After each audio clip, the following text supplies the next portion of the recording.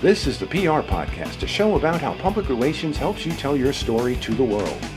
We talk with great PR practitioners who have the skills, creativity, and just plain savvy to get their clients noticed. Now here's your host, Jody Fisher.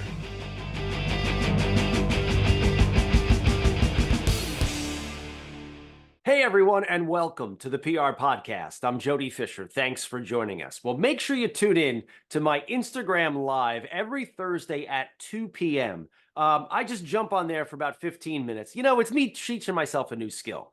So I jump on every Thursday, 2 o'clock for about 15 minutes. We talk about public relations. I do a little feature called Why Is This News, where I pull a story out of the newspaper or maybe something I've seen on TV, and I try to dissect it and give you my impression of why it's news and what went into the thinking behind actually covering that story. So then maybe you can take that information and craft your stories just a little bit better. Because remember, that's what our show is all about. It's about how news gets made and about how we can do the job that we do just a little bit better. So make sure you check that out. That's on my Instagram channel at Jody Fisher. And I got a little underscore after the name because I couldn't get Jody Fisher on Instagram. I'm going to find that person and I'm going to ask them if I could just take the handle. But in any case, Thursdays, 2 o'clock, check that out. Love to hear from you and love to hear you participate too, because I love the participation and the input, want to hear from you guys. So please do check that out. Now, enough with me. Let's get on with our show for today.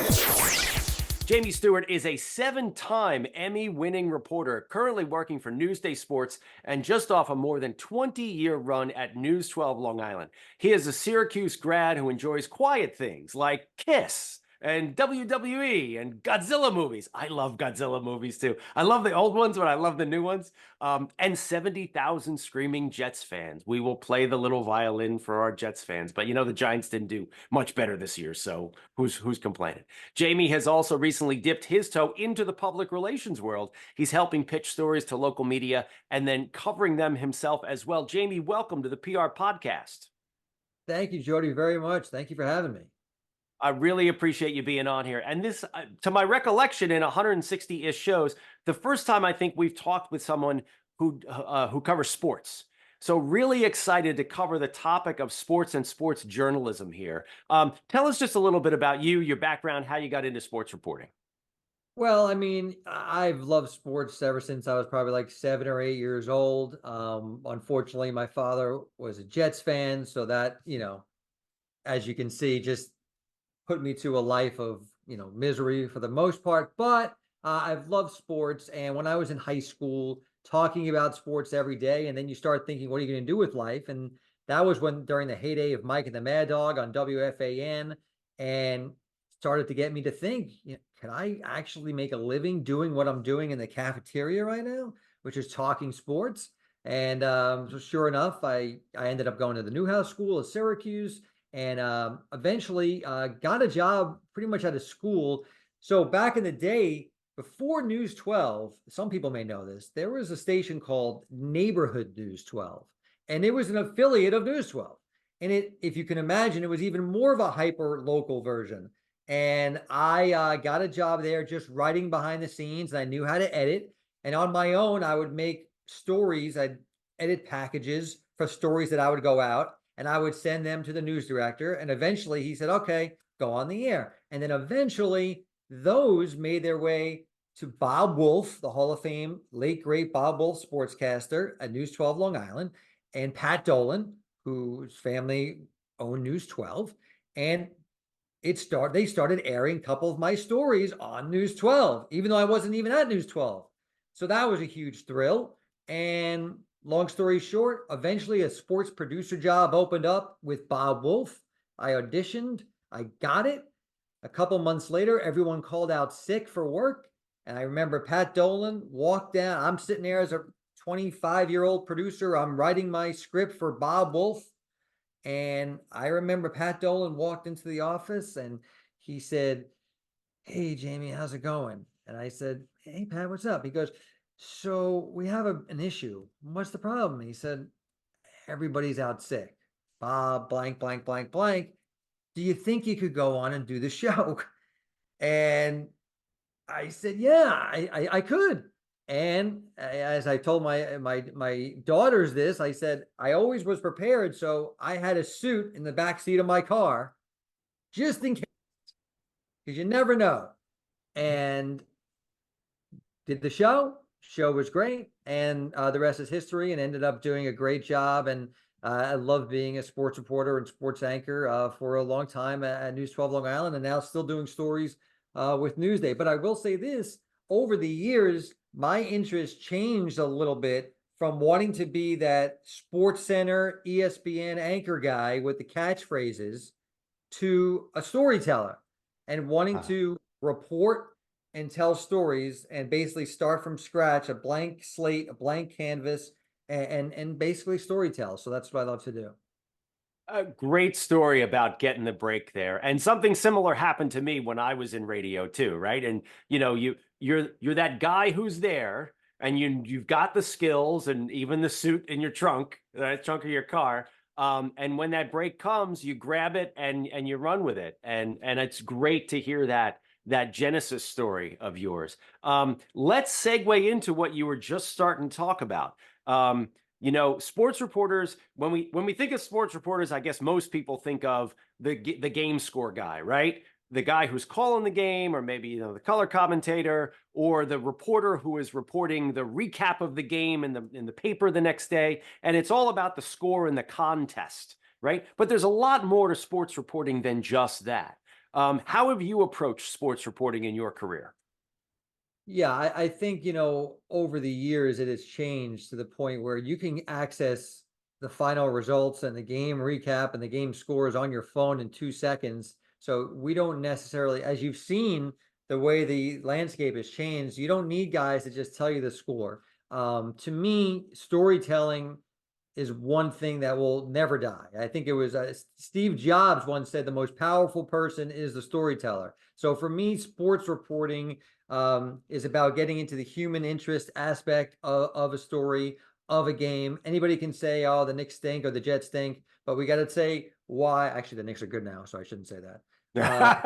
But, why it happened, the characters, the human interest story behind it, getting the emotional human behavior into it. And so that's really what I try to do with my sports reporting.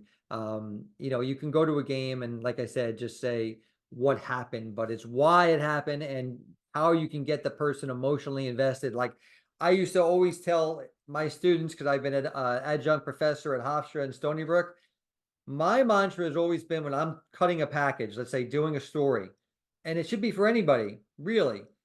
If it's sports, for example, I understand it's a niche audience, so not everyone's going to love sports. But if it's playing in the background on your TV, how can I get that person who's in the kitchen making dinner back to the TV? How can I get them to turn around for a second and see what's going on the TV? Or like, what is he talking about?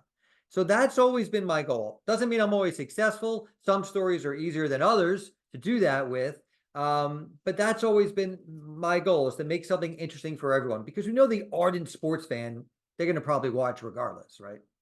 Right. So what are some of the challenges to that storytelling? And what are some of the kinds of stories that you hone in on that you like to tell revolving around sports? Well, I mean, certainly the human interest stories for sure. And you've pitched me, you've given me some great stories over the years. I remember you talked to me about the St. Joseph's hockey player who was recovering from cancer, and he couldn't play hockey anymore. So he learned golf and joined the St. Joe's golf team. And that was a great story. I'm actually working on a story right now for Newsday TV about a wrestler on Long Island who was given 12 weeks to live because he had stage 4 melanoma cancer and was in a clinical trial and became one of the only people in the world to basically be given the all clear. And now he's wrestling again. And so obviously human interest stories are great. Underdog stories are great. But I don't like to, be for lack of a better term, an ambulance chaser. Like I want to do other stories other than that. And maybe it's like a unique story or a fun story. Like I did a story a year or so ago about a Jets fan I found online who flipped a coin before the season, and he got every single result right. Win, loss, loss, loss, win, win, loss. And it was like 14 weeks in, and he was 14 for 14.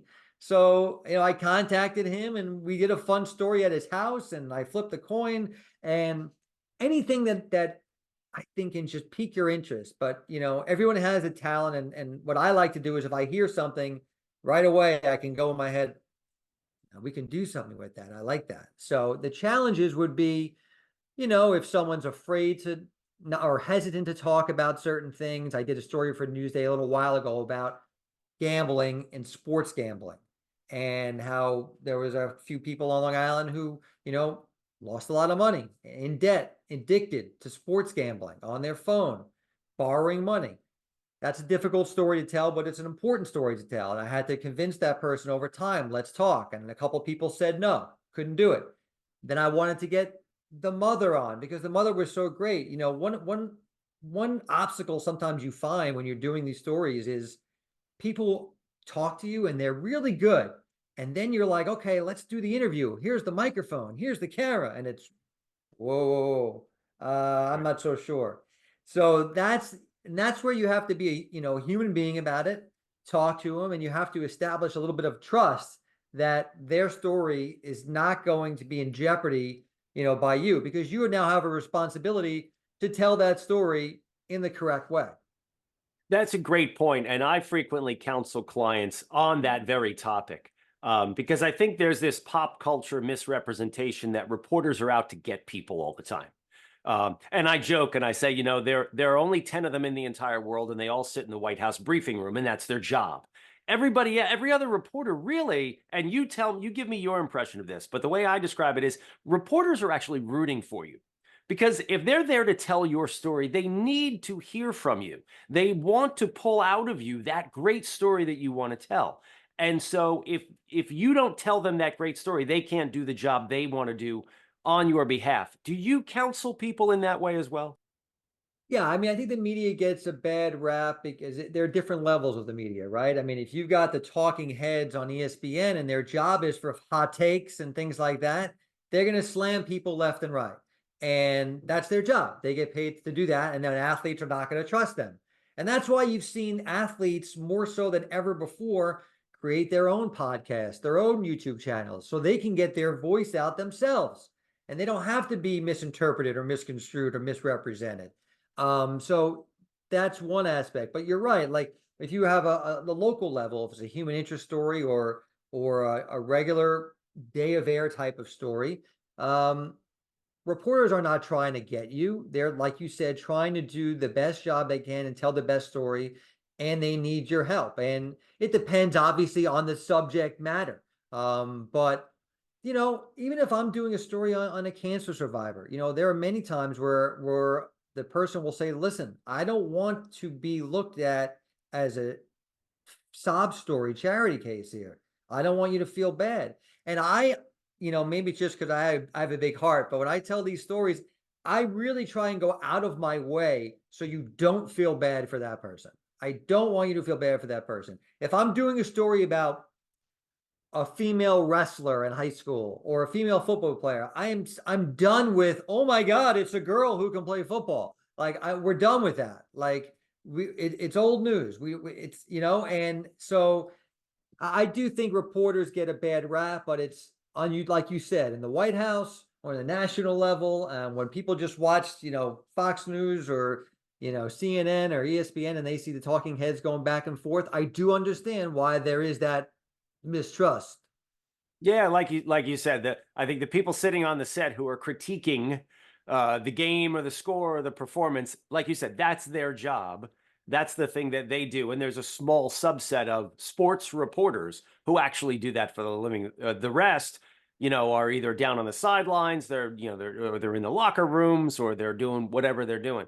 Have there been, I don't want to put you too much on the spot here because I always blank when I get asked this kind of a question, but have there been moments in your career where you've been covering sports that really stick out to you? Are there things that you've done and maybe even acted, going back to the storytelling piece, with a PR person who's pitching you a story, or maybe pointing out a particular angle about a sports story that you covered, that you either appreciated or, stood back and looked at it and said, gee, I wouldn't have known that if someone hadn't pointed me in that direction?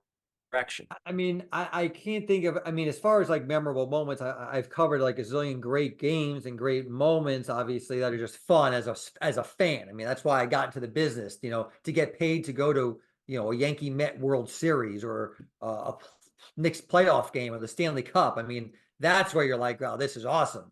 You don't think that too much when it's 2 a.m. and you're still driving home, but for the 4 hours before that, it's awesome.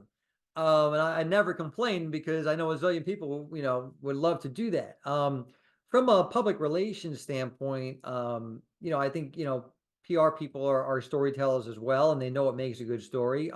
As a reporter, you know, I think when I've gone out to do stories and I have a PR person chat with me, I really appreciate them giving me the heads up, telling me the information, and basically saying, if you need anything, let me know. I'm here. Like that's just me. Like everyone is different. Now I've had other instances where I'm not naming names, that PR people maybe, follow me around every second. How about talk to this politician? How about talk to this person? Now I understand they have a job to do. And so if they're representing a company, hey, even though you're here for this athlete, we'd love for you to talk to, the vice president, assistant of the blah, blah. And it's like, I get it, but that is annoying. I mean, if I can be honest, it's annoying, but I do get it. And most of the time I will talk to them, but then I will gently talk to the public relations person on the side and say, I'm just giving you a courtesy. There's no way I'm airing this, but I like you. So I'm going to do the interview. So they think you did a great job. And that's how I do it. And you know what? We've all been in that situation, right? We're not naming names. We've all been there. And I will literally say to a reporter, look, just do me a favor. Just go Right. stick a microphone in his face. Look, it is Just what it talk, is. It's and then, necessary. oh, gee, it got cut out. Right. Then you go, you badmouth Jamie. I can't believe Jamie didn't use it. You were great. And that's fine. I'm fine with it. Just pitch me another story later. All right, there you go. And I think that's the relationship that good PR people and good reporters have, is that we are honest with each other, right? Right. We both know the job that the other one has to do. We're from our perspective, we're trying to inform you of things that obviously we're trying to promote, but also things that we think would be interesting to you. I'm not going to bother you with mess. We're not going to bother you with junk. Right. And just point you in the direction of good information and let you do with it what you want to do with it without, like you said, following you around the locker room saying, Right. talk to this guy, that guy. And obviously there's a matter of trust that you have to develop over time. If you know this reporter is good, you know what he or she can do, and vice versa, then you guys are like, you're good. Fist bump, we're on our own. I've dipped my toe a little bit into the public relations world over the last year, setting up some stories for other people, and I know exactly what they need when they come to do a story. So I've set everything up and I give them, here it is from A to Z, and they're just like, great, this is fantastic. Thank you. It's easy peasy, one-stop shopping. Yeah. So it's a synergy for sure. Absolutely. All right. So as we round out our conversation here, give me the dream sports event that you'd like to cover in your career at some point, or have you already done it? No, because I need to cover the Jets in the Super Bowl, and that hasn't happened in my lifetime. So that is it. I will call it quits. So I'm hanging on just for that to happen. But yeah, that is it for sure. In all seriousness, though, I'm trying to think, like, I've always wanted to cover like the Masters or just go to the Masters. I've never even done that. So something like that. And another thing, I'm a huge tennis fan, so I definitely have it on the bucket list to go to Wimbledon one day. Nice. Those are some high ranking events. And you know what? I hope we do see the Jets in a Super Bowl in our lifetime, I because mean, I think the fans deserve it. Don't you agree? there's no thinking. Forget the thinking. It is definite. I mean, if you had told 10-year-old Jamie when he was going to be a sports reporter, hey, guess what? 30 something years later, they still will not have won the Super Bowl. I would have said, what? Yeah. So yeah, from your lips.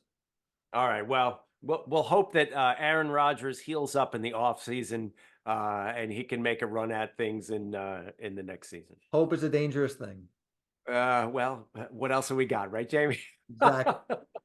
Well, this has been a great conversation. We're going to segue now into the rapid fire question portion of our podcast. This is where we steal a page from inside the actor's studio, ask our guests a series of rapid fire questions meant to elicit a simple answer, maybe a laugh or two. Here we go with your indulgence rapid fire question. Number 1 for Jamie Stewart. What is your favorite news source?